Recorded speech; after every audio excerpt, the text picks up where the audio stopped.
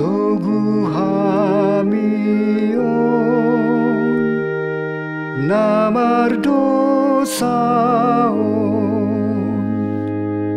Ale Yesus Tuhan nami, saya siroham dihami. Togu hamion namar dosaon.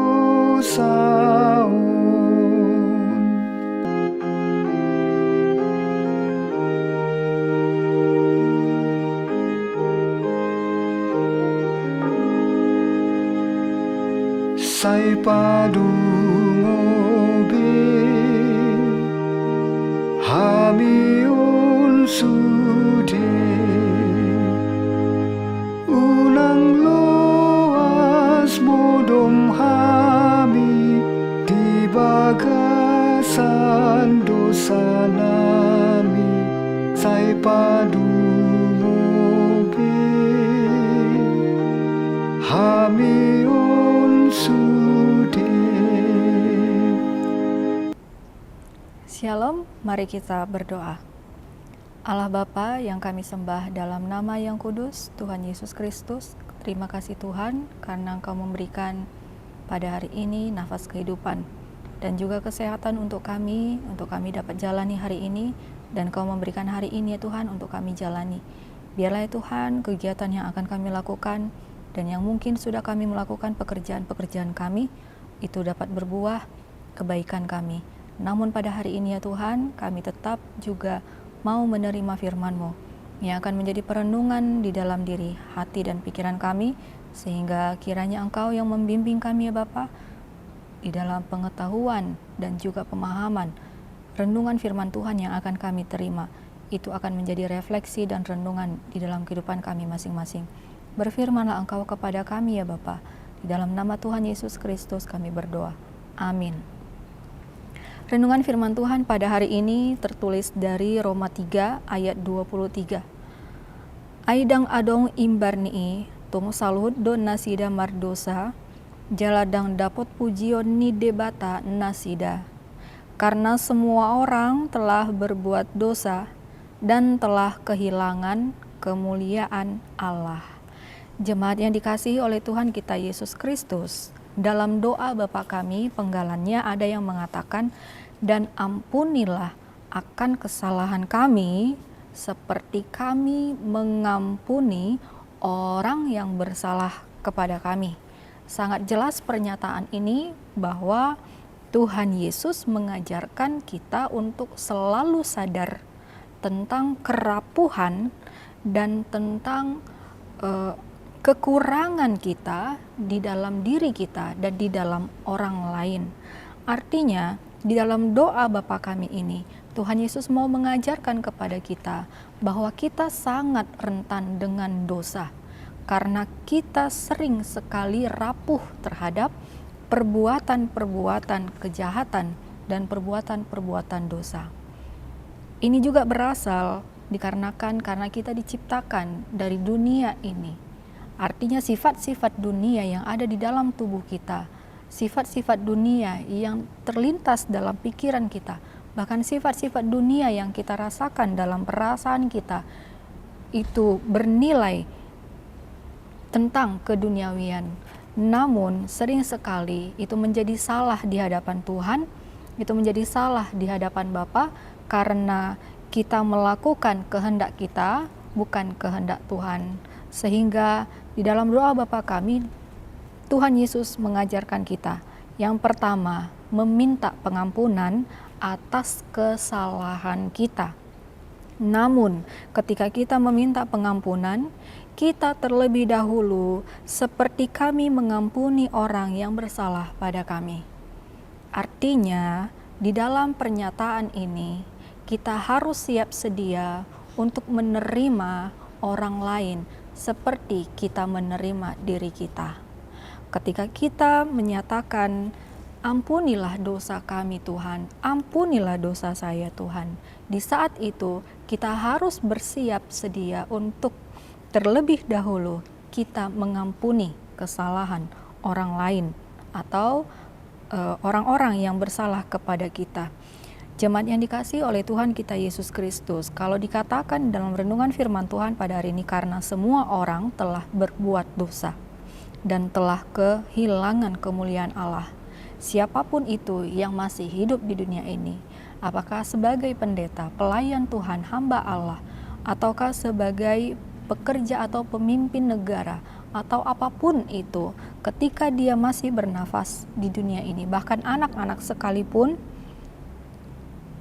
orang itu telah berbuat dosa. Karena manusia itu diciptakan dari Tuhan, debu dan tanah, dan telah kehilangan kemuliaan Allah di dalam diri kita masing-masing, pribadi lepas pribadi. Namun dalam firman Tuhan pada hari ini mau dikatakan bahwa dosa itu sangat dekat dengan kita. Dosa sangat dekat dengan kehidupan kita. Dosa itu bisa membuat kita mati. Dosa membawa kita kepada maut. Dosa menjadikan kita jauh daripada Tuhan. Namun ketika dalam Kejadian 4 ayat 6 dan ayat 7 mengatakan firman Tuhan kepada Kain, "Mengapa hatimu panas dan mukamu muram? Apakah mukamu tidak berseri jika engkau berbuat baik? Tetapi jika engkau tidak berbuat baik, dosa sudah mengintip di depan pintu, ia sangat menggoda engkau, tetapi engkau harus berkuasa atasnya." Dalam hal ini, yang mau dikatakan sifat dosa itu mengintip, melihat, memantau, di mana pada saat kita tidak sadar terhadap perasaan kita, pikiran kita, gaya hidup kita, perbuatan dari anggota tubuh kita, yang pada nantinya akan jatuh ke dalam godaan dari dosa itu, sehingga kita masuk ke dalam perbuatan jahat dan menjauh daripada Allah. Namun di dalam Kejadian 4 tadi yang sudah saya bacakan, dikatakan bahwa kita harus berkuasa atasnya.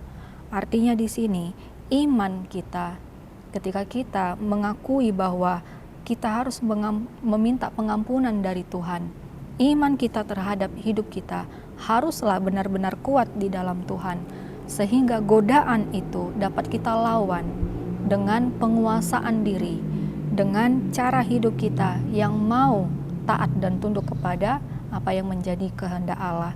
Jadi kita ingat di sini, jemaat yang dikasihi oleh Tuhan kita Yesus Kristus, kita masing-masing memiliki dosa, berbuat dosa, dan kita semua telah kehilangan kemuliaan Allah. Namun jangan biarkan dosa menguasai kita, tetapi biarlah kita yang menguasai atas diri kita. Melalui iman di dalam Tuhan kita Yesus Kristus, kita hidup di dalam iman, maka kita akan dapat belajar untuk menguasai diri dan bertumbuh di dalam iman kepada Tuhan kita Yesus Kristus. Kiranya firman Tuhan yang pada hari ini menjadi renungan untuk kita. Kita semakin mengembangkan gaya hidup yang sesuai dengan kehendak Tuhan, menguasai diri kita. Dan ketika kita meminta pengampunan dosa kepada Tuhan, ingatlah agar kita bersedia untuk memaafkan dan mengampuni orang yang bersalah kepada kita. Kita jangan egois terhadap diri kita, namun kita harus belajar untuk menjadikan bahwa pengampunan yang diberikan Tuhan kepada kita, kepada orang lain juga, sehingga kita pun harus memaafkan orang yang bersalah kepada kita. Amin, kita berdoa. Bapa di sorga, terima kasih ya Tuhan untuk firman-Mu pada hari ini yang mengingatkan kami bahwa kami sangat lemah, rentan, dan juga rapuh terhadap godaan kehidupan dunia, di mana kami ya Tuhan bisa saja jatuh ke dalam kejahatan ataupun dosa kehidupan duniawi yang saat ini kami jalani.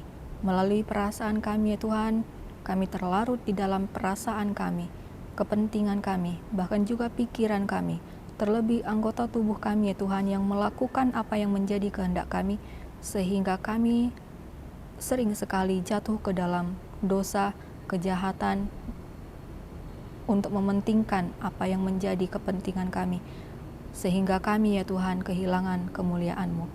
Biarlah Tuhan melalui firman-Mu pada saat ini mengingatkan kami agar kami taat dan tunduk kepadamu.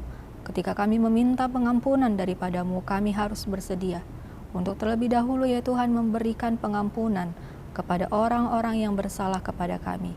Karena kami dan mereka adalah sama, adalah orang-orang yang Engkau ampuni dan Engkau tebus, Engkau selamatkan kami daripada dosa kami. Sekecil atau sebesar apapun Tuhan, Engkau yang memberikan jaminan kepada kami ya Tuhan, untuk kami terlepas dari kejahatan dan dosa yang kami lakukan. Biarlah Tuhan firman-Mu pada saat ini mengajarkan kami untuk kami bertumbuh di dalam kasih, yaitu memaafkan orang-orang di sekitar kami, memaafkan diri kami. Kami kembali ya Tuhan berbuat yang sesuai dengan kehendak-Mu, sehingga kemuliaan-Mu ya Tuhan tetap bersinar melalui firman yang telah kami terima pada hari ini, dan melalui gaya hidup yang berbuah di dalam pertobatan. Inilah doa permohonan kami Tuhan, kami serahkan segala sesuatunya dan kehidupan kami, pergumulan kami, kesehatan tubuh kami masing-masing, bahkan juga keluarga kami. Engkau Tuhan yang melindungi, memberkati, dan juga menyertai. Bahkan juga pekerjaan yang kami kerjakan ya Tuhan, kiranya dapat menjadi buah di dalam kehidupan kami. Inilah doa permohonan kami ya Bapa, di dalam nama yang kudus Tuhan Yesus Kristus kami berdoa. Amin.